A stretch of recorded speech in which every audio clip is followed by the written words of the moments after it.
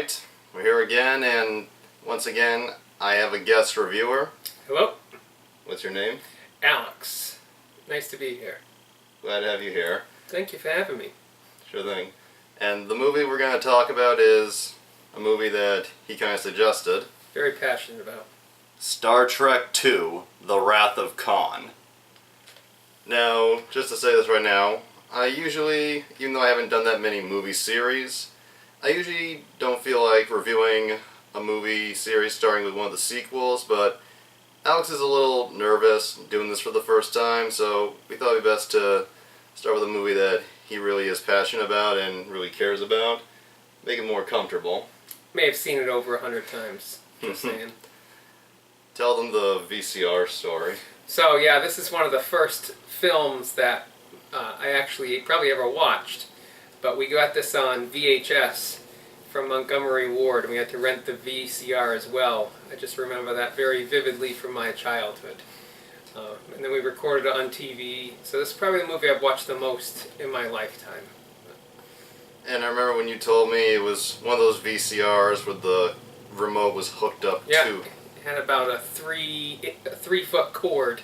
So you had to sit a little bit close to the TV in order to change the channel or fast forward or play. So, for those who are too young to know about that kind of technology, fucking kids.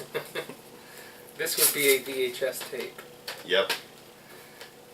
Now the movie The Wrath of Khan, it is considered one of the ultimate classics in sci-fi cinema, and to be honest, I've never been a big Star Trek fan most of my life. I'm more of a Star Wars guy. That's the franchise I'm more passionate about, and yes, the prequels sucked, but the original trilogy was a landmark of cinema, showing how movies were progressing and just kind of changed the way, everybody's talking about how it kind of changed the way we look at movies. Star Trek, I have not really watched the original series. I've seen bits and pieces from the original series, like on the Sci-Fi channel or YouTube. I was never able to watch a full episode, mainly because it looked kind of stupid. And I agree with that. Just growing up, I was probably the reverse. I enjoyed Star Trek more than Star Wars, although I really also enjoyed Star Wars. But Star Trek was really where I centered more on. And I was never a fan of the original series, so on that part we agree. It seemed a little dated even for me growing up in the 80s, and it was really the movies that I was a fan of, but it was always the older cast for me. Just from what I've seen of the original show, the look of it, the tone of it, matches nothing to the movies that feature the original cast. And I still wonder how they, like Gene Roddenberry and the other producers and directors who took on the movies, how exactly they decided to go, how exactly they went to the tone they went with based on the original show. I guess if we grew up in the 60s, maybe it would be a little bit more, avant-garde, a little more progressive, but it definitely looked a little cheap to me when I rewatched a couple of the episodes. So. The 60s must have been real bad if the original Star Trek show... It was in color. Last thing I'll say about the original show, based on what I've seen, it takes a lot to have worse special effects than the original Twilight Zone. Yes. And the strings hanging down with the ships. I mean, yeah, definitely left something to be desired. But at least the one thing that series does is it establishes the relationships of these characters in this cast. So I think, if anything, the series at least gave us those characters. I really agree. When watching, to prepare myself for this review, I went, because as I said, I'm not that big of a fan, but when I was younger, I was really into the Next Generation cast. The first Star Trek movie I ever saw was Generations, and that's an odd way, I guess, to get into it, but that's the first one I saw, and then I went back and kind of watched half of the episodes of the Next Generation show. I've seen all the Next Generation movies, but that's kind of where my exposure to Star Trek ended for a while. And then for this review, I went back and watched all the original movies. I don't know if you can tell, but I have all of them on VHS. Classics. Watching them, I really like them. I think they're really good. most of them. And mostly even-numbered, and a few of the odd-numbered. I believe firmly in the even-odd curse, although there are a couple of exceptions. But for me, The Next Generation, very worthy set of films, worthy series, but my heart, maybe my nostalgia, is with the old cast. But worthy, so I pay respect to the new generation. However, I do prefer the older cast. And before we talk about the second one, let me just briefly sum up my feelings on the first Star Trek movie, because obviously this is Star Trek II. The original Star Trek movie is generally not liked among Star Trek fans.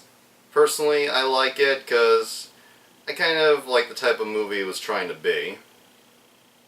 Your thoughts? It was noble. I mean, they were trying to do a motion picture, and if you look at the transition from where they were in the series into the motion picture, it was light years, pun intended, light years away from the original series.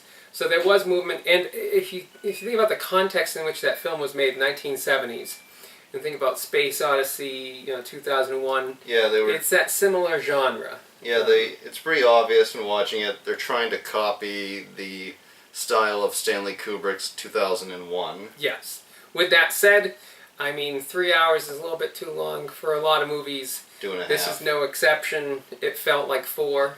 So I guess the main problem is Star Trek and 2001 are very different. Yes. And the first movie tried to somehow be both. Mm-hmm. And I guess that's where it failed the most. Yeah. But would there be the rest of the canon if it weren't for that one? I don't know. Maybe. So I got the original movie on a tape that was still sealed, and when I opened it, there was this little thing in it. Oh? It's a little pamphlet about all the Star Trek credit card. Ooh. Star Trek MasterCard. Yeah. And it's just a little pamphlet of all the tapes you could buy back when 3 tapes were $59.85. Oh, wow. Well, this one actually, in a little research that I did, Star Trek II was actually one of the first VHS tapes that was like aggressively marketed. And they had cut the price, I want to say like they cut the price to almost like $40 for this tape. And it doubled the sales of any other VHS tape that was out there. So beforehand, like VHS tapes, you have to pay $80 to get a VHS tape. I mean, that's unheard of, but this is the beginnings of that technology in the early 80s. So this was actually a little bit of a pioneer. So my experience with my family, that's probably around that time there. I am going to talk about the plot, but first, a little backstory. The producer of Star Trek II, The Wrath of Khan, was, well, there were many, but one of them was this guy named Harve Bennett. And this fact may be known by some people, but there's always those who don't know it. He produced most of the original movies with the original cast, and when he was brought on, the first movie was the second, he knew pretty much nothing about Star Trek, and to prepare himself, he watched every single episode of the original series. Torture. And I read that he watched the motion picture, and like most fans, he thought it was boring. And something that he thought that the first movie lacked was a central villain. And it was his idea to bring back a villain from the original show for the movie. It was kind of an amorphous villain, and hard to hate, I guess, in the end. So, yeah, that fact surprised me as well, so, because I didn't even know that. And I've seen clips from the Khan episode. You said that was the only full episode you watched? That's the only one I watched. I did fall asleep in the middle of it. I mean, the character's there, and some of the plot line is there. And Ricardo Montalban, I thought he was a very good actor. I've seen him in a lot of different movies and shows. Mm-hmm. And I think part of what really makes the Khan character work is Montalban. Oh, absolutely. He has he can be menacing, but still carry a lot of great charisma. That would be the I was just thinking of that word, charisma. And I mean, it's just when he's in the scene. I mean, he's like that old school kind of actor, and just kind of dominates the scene when he's in it. Exactly, a very good classic sense of villain, and a few of the lines that they give Khan, I thought, if they had been delivered differently by a different actor, they would have come off as really silly in the movie. But he makes it really pull through. Yeah. And I thought that was a powerful performance. it was, and he lists it as one of his favorites, one of his favorite roles of all time. He thought the Khan character was kind of a career-defining moment for me with all those films that he did. But. And I read that when he took the role for the movie, like coming back over 15 years, Mm-hmm. he was doing that TV show he did, Fantasy Island. The plane. Yeah, the planes. And because of he was still doing it when he made Wrath of Khan, so he was limited in just how much time he could work on the movie, which led to something that may surprise some people who watch it for the first time. Khan, the main villain who has a history with the crew of the Enterprise, with the exception of Chekhov, who's like, don't know exactly what he does. I never really... He's a weapons guy. Yeah. Yeah. With the exception of Chekhov, Khan never has a face-to-face scene with anybody on the Enterprise, not even Kirk. Any scene where they talk to him is over a monitor or through like a communicator. Yeah. And they really make that work. They really make it still be thrilling and gripping. You get a sense of the history between the characters and just the hate that he feels for them. Yeah. I don't find that really taking away too much from the overall movie. Although that Chekhov piece is one of the major plot inconsistencies. If you stay with just the movie itself, it works. But Chekhov was never really in the original Space Seed. That was the name of the episode, the original episode. He was never in that episode at that time. He came in the next season. So that is an inconsistency, but nothing that detracts from the film itself, if you just have that stand on its own. Walter Koenig, I think that's how you pronounce his name, plays Chekhov. He likes to come up with a story where he thinks maybe Chekhov was just a small officer at the time, and maybe he and Khan met off screen. Yeah. But if it wasn't in the original, then yeah, it's an error. It's all plausible. I mean, it is fiction, so... Yeah. But now let's get to the plot. The plot is Khan, he was the main villain of the episode Space Seed, and that episode ended with him being marooned on a planet by the Enterprise. Yes, he's dangerous. Superhuman. And at the beginning of the Wrath of Khan, we see Kirk, who has now become an admiral, and he's overseeing the possible new crew of the Enterprise. And Chekhov has gone on to work on another Federation ship. The Reliant. A beautiful ship. They're both beautiful ships, but it's a beautiful ship. Sorry, nerding out. That's cool.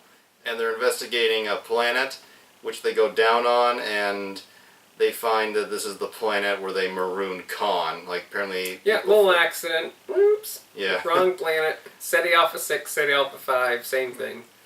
And Khan, seeing Chekhov and recognizing him, uses them and the Reliant... The Reliant to set out and get revenge against Kirk. And also to capture this technology that's being worked on by a group of scientists called the Genesis Project. And the Genesis Project, we find out, is meant to be something that can create life, give life to a dead planet. Or that can take a live planet and destroy everything on it and rework it again, rebuild it again from scratch.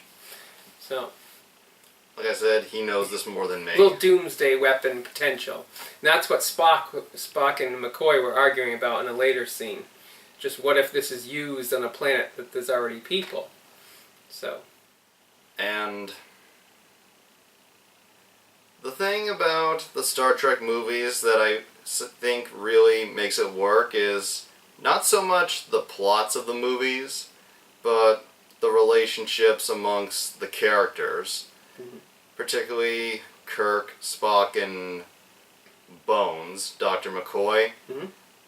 I just feel like the relationships between these people really feels like true friendship. I agree. It really feels like they all care about each other in their own ways. They're good time pals. Yeah. Even though there's some awkward moments between the friends and they fight, but I guess that's normal life too, right? Yeah. So. I should get to the cast. For some people who may not know, Admiral James T. Kirk is played by William Shatner. Spock, played by Leonard Nimoy. Rest in peace.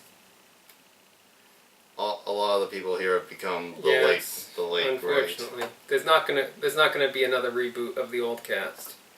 But Dr. Leonard McCoy, aka Bones, played by DeForest Kelly. Pavel Chekhov, Walter Koenig.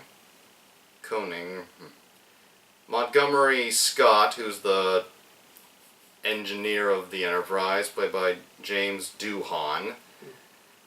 Fun fact, both James Doohan and Walter Koenig, Scotty is supposed to be Scottish, Chekhov is Russian, and both actors really nail the accents for these characters. yes. But in real life, they were not even close to the nationalities of their characters. James Doohan is Canadian and Walter Koenig's from Illinois.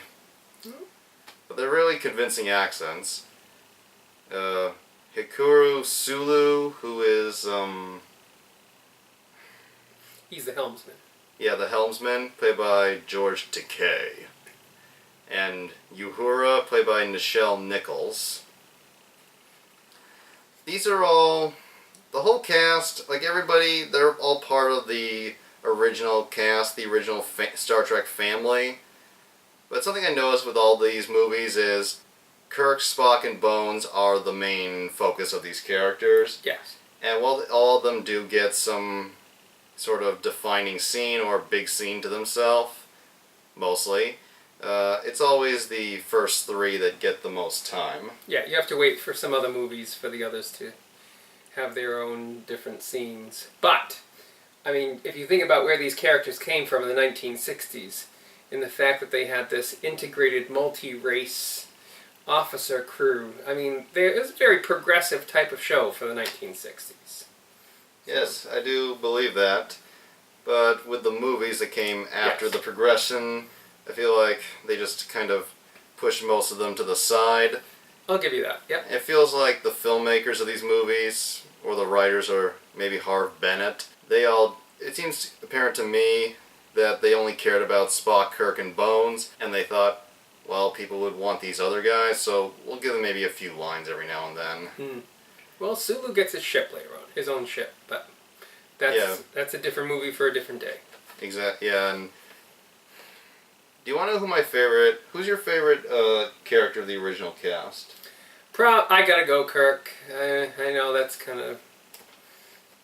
But I probably Kirk. Second favorite character among the old cast. I'd probably go Sulu. I think he's pretty impressive. My favorite character, this may surprise some people, is Bones. I like the character a lot, mainly because just how grumpy he is, but also just kind of how much he cares. Yes. He's like that curmudgeon friend of yours that always cuts through the bullshit. I think I'm that friend for some people. Yeah, and just tells you like it is. And it gives, he adds the comic relief. I mean, even in the serious areas here, you can always count on Bones for, lightening it a bit.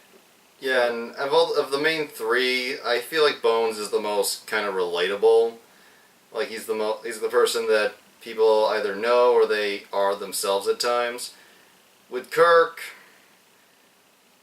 William Shatner really, from the beginning, like, he always wanted him to be the star of the franchise, be the main focus.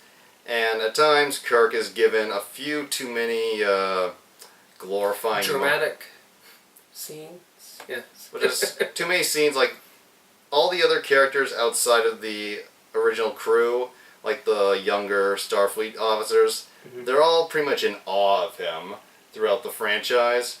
And I look at the way Shatner plays Kirk, and I'm not sure this is someone I would be in awe of. Yeah. Like, I feel like the character is supposed to command a lot of respect. Well, he's an admiral. He's got, a couple of decades of experience in Starfleet at this point. Yeah, except William Shatner and the way he plays his roles. Yes. Shatner himself does not command any respect. So, he does do a good job. Like, I don't think... William Shatner, just to be clear, he is not a great actor. I agree. But he's not as bad as most people make him out to be. In these movies. Yeah.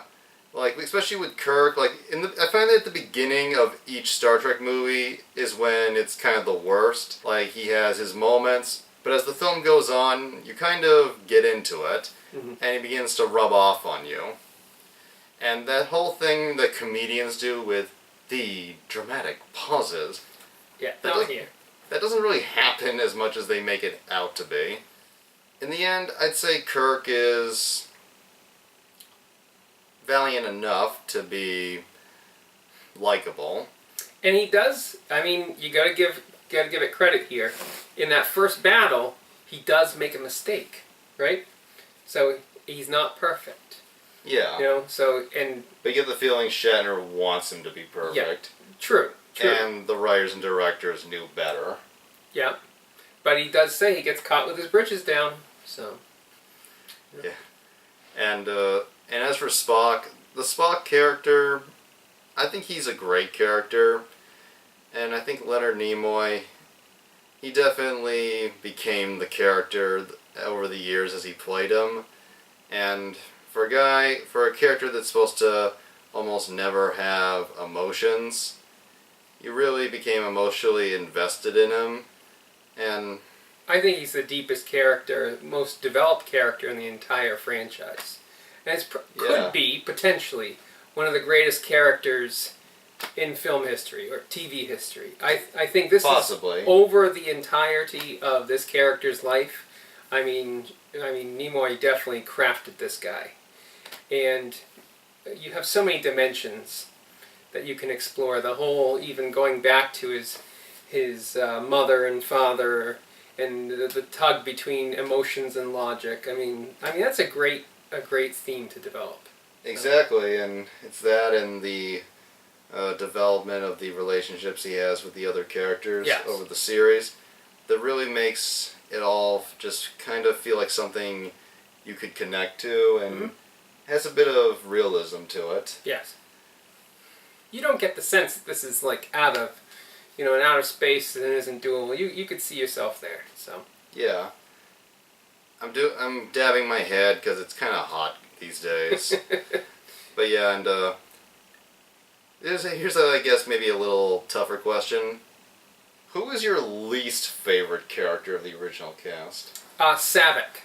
Well, she wasn't really part of the original cast, but in this particular movie, Saavik I thought was a little force-fed into it. My least favorite character, I don't know, it's hard to have a least. It's like saying what's your least favorite member of your family, Probably Chekhov. I mean, Chekhov was probably my least favorite character. If you want to talk about pure original cast. In this movie, Saavik, but... My thoughts on Chekhov. I'm not drinking any alcohol for this video, but you could totally assume I just did. But Chekhov, he can be really annoying at times. Yep. And almost childlike. I think the best moment where they make fun of his character is in the fourth one, The Voyage Home, where the Enterprise goes back in time, and they're in the 1980s America, and Chekhov being Russian, this being the time of the Cold War, they're suspicious of him.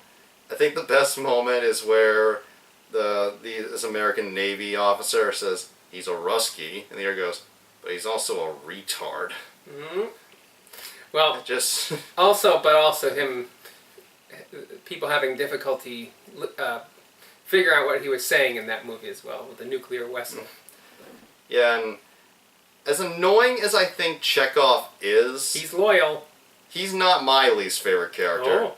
My least favorite character in all these movies is Uhura. Really? Okay. Yeah, I get it. her character, Nichelle Nichols and her character were groundbreaking, being the first black character featured on a primetime TV show. But when you get past that, she really does not have that much of a character, in my opinion. I mean, Chekhov, at least he did stuff. Yeah, he's a little deeper. He did a lot of stuff, but her, primarily, she does, I'll get to her moments in a sec, but primarily, all she does is her job, sitting at the computer and telling Kirk what message is coming in. Which you need. She's a master communicator. Yeah. She had command of many different languages. But I could see that. To me, like, her three major moments where she did something other than that was in the third movie where she holds another officer at phaser point so they can steal the Enterprise. And then she disappears until the end of that movie. The other moment is when she's with Chekhov looking for the Wessels. But even then, that's mostly him doing everything. Yeah. To me, the biggest thing Uhura did in the original movies was the naked fan dance in Part 5. I knew that was coming. Yeah, that's the biggest thing. It was terrible. That was the biggest thing that stuck out to me. Yeah. Don't get me started on the fifth movie yet, but you also forget in 6, she did come up with the theory that this thing's got to have a tailpipe, and that helped find the villain in that one, helped find the cloaked vessel in that one. So I must have missed that, but maybe that's just because she's such an underwhelming character. I'll agree with that. Underwhelming, flat character. I'll go with that, but I don't find her offensive. Neither do I. I don't find Chekhov offensive. Just find her kind of boring. That's all. I'll go with that. And Nichelle Nichols herself, she almost quit the original show. Well, they all did at one point or the other. Because she thought she didn't have enough to do. And a certain fan talked her into staying. Oh, I didn't know that. Guess who that fan was? I don't know. Martin Luther King. Oh, really? I didn't know that. He told her how important it was for black children to see someone of color have a major role on a show like that. She was an officer. One of the core crew. Yeah.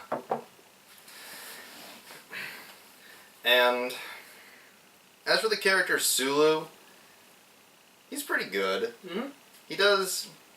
They do underuse him a lot, like most of the supporting cast, but he does have some pretty good dialogue moments, and he really does help out in the final battle of the 6th movie. And Scotty. Guy's a genius. Yes, but a little Scottish, Russian accents. They can get really annoying after a while, and like Scotty. That's part of his charm. But Scotty is mainly the comedic. He's one of the comedic characters. Yeah, along with Bones. Yep. One of the reviewers I like to watch, she's not the nostalgia chick anymore, but Lindsay Ellis. She joked, "Whose bright idea was to name the Scottish character Scotty?" Keep it simple. It was the '60s. Everything had to be simple. But That's my daughter's favorite character, by the way. I made her watch all the original films. Well, all of the films. And that's her favorite character. There are worse things to force upon your children. Yep, I agree. And how many kids do you have? 4, almost 6 now. So. Yeah. He's going to have twins soon. Yep. 2 things. September. Congratulations, Thank you. and you're an idiot. Not the first to say that.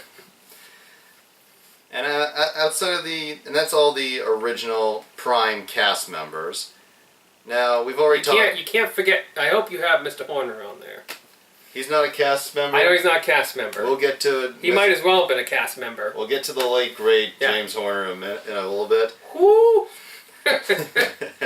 We already talked a lot about Khan. Yeah. Now let's move on. You say you don't like the character Saavik? Yeah, not my favorite. I didn't think she fit.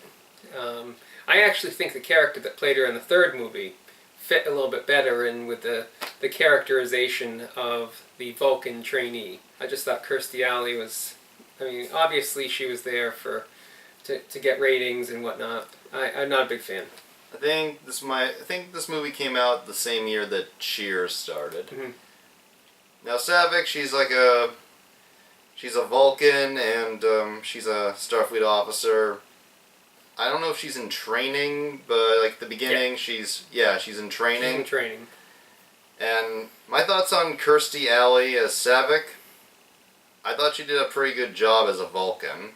Like, I bought her as a Vulcan, not showing a lot of emotion, but at the same time, you can see depth in the character. At least that's my interpretation, and Mm-hmm. the actress who replaced her for the third movie, Robin Curtis, also did a good job with the character. I just think that both actresses, they played different characters in a way. They did, absolutely. Like, they both have the same name, but they both do a great job, I think, as Vulcans, but the way they play the characters don't feel like the same person. No, not at all. And also, they look nothing alike.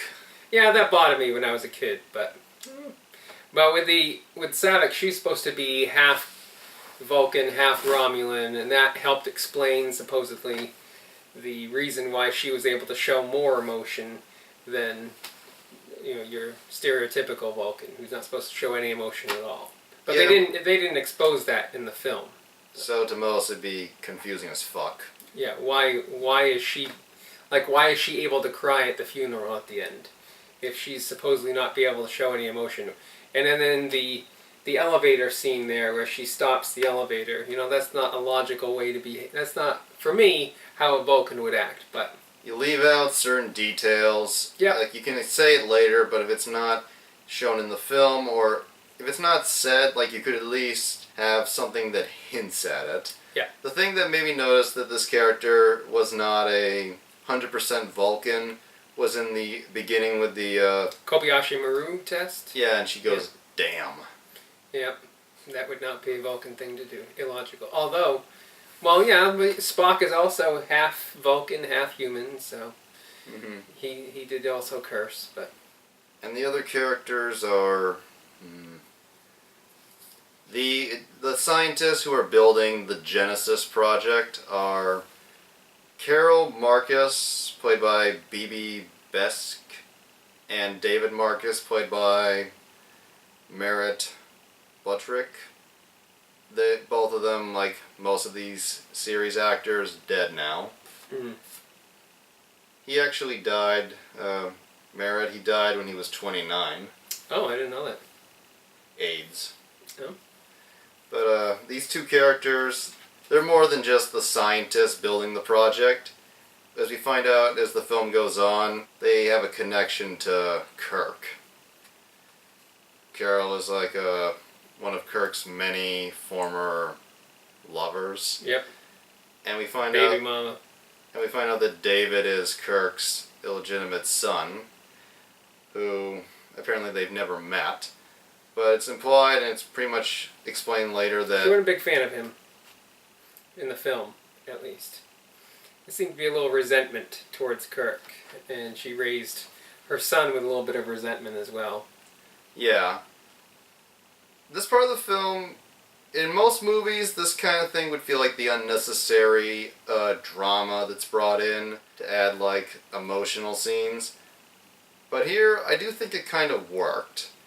Like, a theme that these movies have that I also really like is the fact that all these actors, the main cast, they were in their late 40s, early 50s. They were all middle-aged when they started doing the movies. And the series doesn't try to hide that. A big theme is Kirk acknowledging that he's getting older. Yeah, it was his birthday. Yeah, and dealing with it as the series goes on. And when he, after meeting his son for the first time, he has a conversation with Carol. And this is a pretty good scene, in my opinion, where he says, I did what you wanted, I stayed away. She thinks it was for the best, and he thinks, he says, the life I could have had. Mm-hmm. And I wish they had developed it a little bit more. I mean, I think it served its purpose. I found them a little wooden, you know. I think they could have been used a little bit more in this film, but I get it. And I think he redeems himself a little bit in the third movie. I feel like the son, David was a bit annoying in just how resentful he was towards Kirk. But at the same time, if you're raised a certain way to believe about somebody like that, I could understand it. And the theme of having a lack of a father figure, or the idea of wishing you had kids or something. Mm-hmm. There are a lot of complex scenarios that I feel a lot of people can understand and relate to. Mm-hmm. Me personally, I think that part of the film was well handled. Like, it wasn't focused on too much, but just enough given all the other stuff that was going on. Right. Yeah. Because in a movie like this, the plot with the villain is still the main focus. And what other actors are worth mentioning? Well, you got the Chippendales. Most of Khan's army, all muscular men, were from There's some females there. But. Yeah, there are a few females, but most of them are men. I read that they were apparently Chippendale dancers. Is that a fun fact? Or? Yeah, I think it is. Okay. And could have used more Swayze and Farley. Maybe. And Ricardo Montalban, he himself was a very, very muscular man. Mm-hmm. Like, there's a lot of debate over... I read this. Apparently there's a debate There was a debate for a while amongst fans if his chest, which is exposed throughout the film, was his own or a prosthetic. Where do you buy one of those? A prosthetic chest? I need to get one.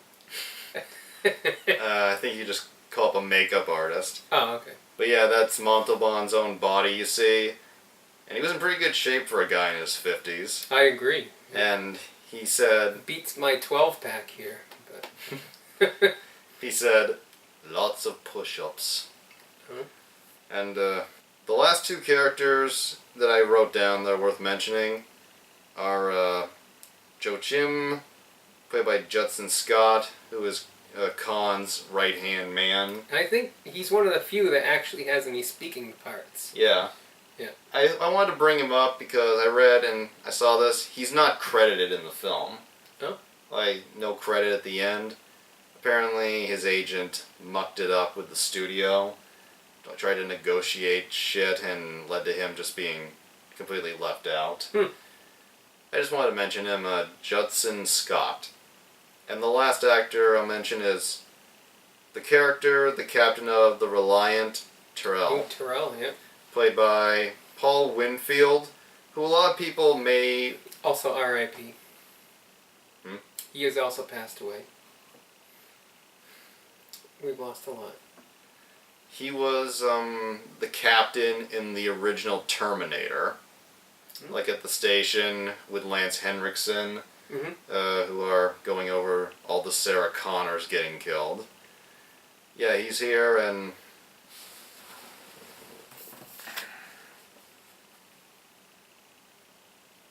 spoiler card. There's an interesting and I think kind of well done scene where, because at the beginning, Terrell and Chekhov are the ones who end up encountering Khan. Creepy. And this should say C for creepy alert. That was a creepy scene. And Khan, to get the information he wants and to make them do what he wants, takes these little worm things and he puts them into their ears and has them crawl into their... That's the stuff brains. nightmares are made of right there. I'm guessing as a little kid that's seen Scar. A little bit.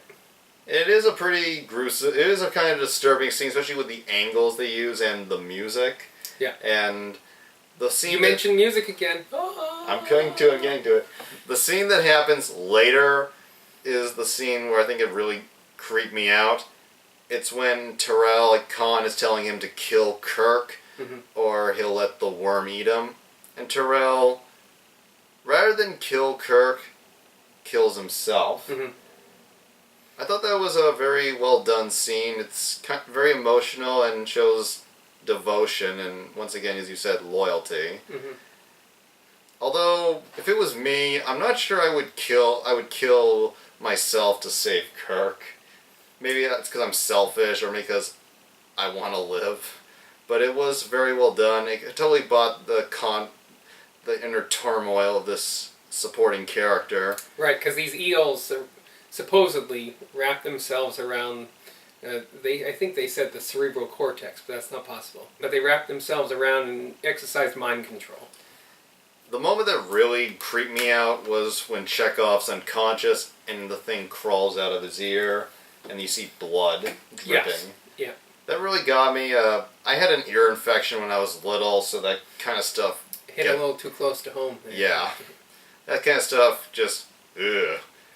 And, No, that was definitely a creepy scene. Now, these were the only indigenous life forms left on Ceti Alpha 6. So, that's where they had gotten them. And they killed, apparently, I believe, if I'm not mistaken, these little eels actually kill Khan's wife.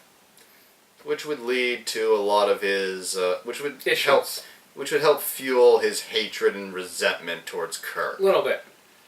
And I just gotta know, what are your thoughts on the famous Khan yell? That, for me, that's when, in the TV version, which I watched again, probably 100 times, that's when they went to commercial. So, that one may be the most overly dramatic scene in the whole movie. Especially given the context. If you think about the context of this, is that he has in the back of his mind Spock's transmission earlier, where he was kind of half lying there and saying that the ship was going to be ready, and it's going to take a couple of hours. So Kirk already knew there was no despair there, so I don't think it matches up with what was happening. Maybe it was just playing it up. Yes, so that may be the one overly... So I am a thumbs down on the Khan scream, but for me, the greater significance was that it's time for commercial. Yeah. I think he delivered the yell well, but I also feel like I'm surprised Shatner didn't get an aneurysm doing that scene, because it looks almost like his eye it's like his eye just moves up a little when he does it. Yeah. Not a C. Now, finally, let's get to the music. Oh, By I'm the very late excited. by the late great James Horner. He was only 62, I think, when he died last year. Too soon. He was he was flying a private plane, and apparently there was an accident.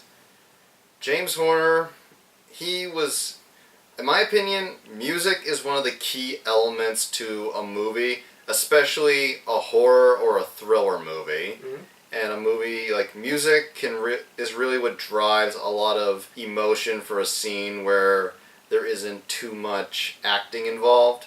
It can really help a scene where it can help a scene with acting, but I feel like music is definitely something that can increase the greatness of a film.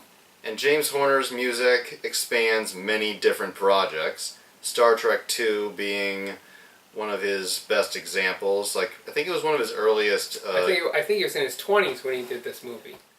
But yeah, and before this, he had done the score for a few Roger Corman movies. And even on those low-budget B movies, he still gave an excellent score. Specifically with... this thing I've showed a few times. Humanoids from the Deep. Still haven't seen it yet. That's okay. It's a very good score that actually makes a mediocre monster film actually kind of scary at times. And he did Humanoids in only 15 days. Like, he did the whole score in just 15 days. And his score really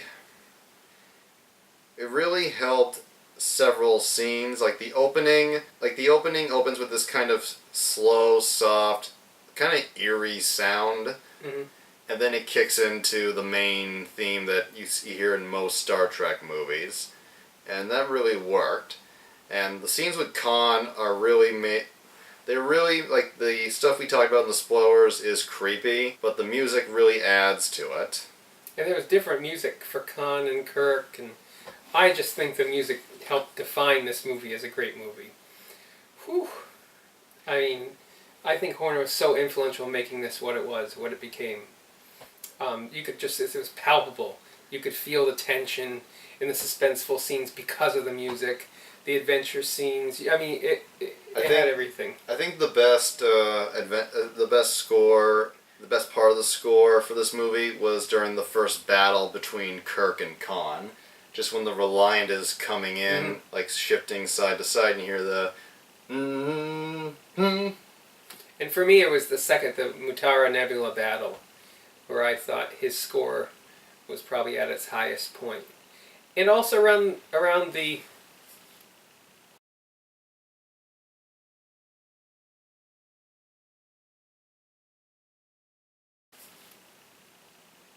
death of Spock. I think that was a great moment where he tugs on your emotions.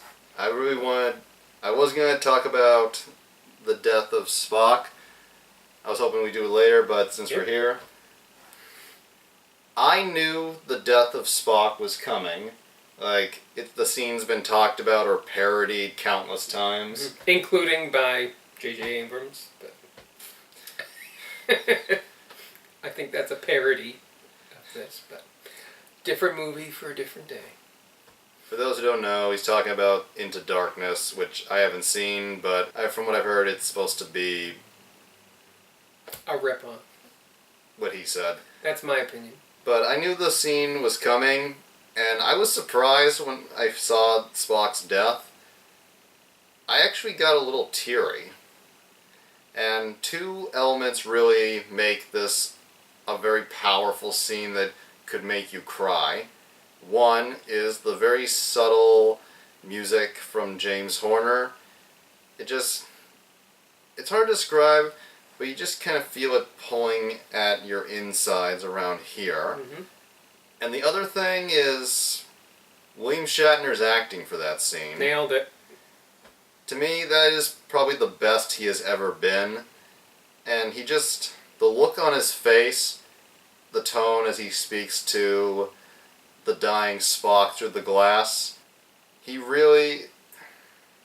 watching his friend die. It's so powerful. Exactly. It really feels like two best friends who have known each other for many years, and one is seeing someone he loves and cares about just die in front of him. Mm-hmm. And the other, selflessness of the act. I mean, I think I would add that as a third reason why that scene is so powerful, because you know the magnitude of what Spock had just done. So. But I've watched that scene myself. I've gotten choked up at that scene many times. Even though I've seen it many times, it still gets to me as well. Especially when I've lost, my own loved ones or family members. When I watch that, it hits. So, well. You know what movie scene does that to me, no matter how many times I see it? Which one? The scene where Johnny Five is almost destroyed in Short Circuit 2. No. Ever seen I have not seen that, no. That's another movie that's pretty good at making you care about a character that isn't exactly... he's a robot, not human, and he's searching to become more human. And there's a scene where people who don't see him as human just beat him up and pretty much decimate him. Mm-hmm. And he's barely being held alive by what little fuel is left in his battery. Okay.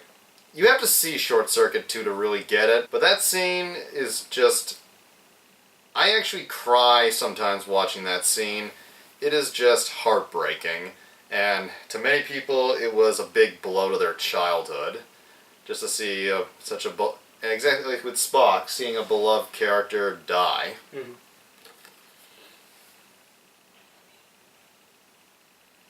What do you think of the special effects in Star Trek 2?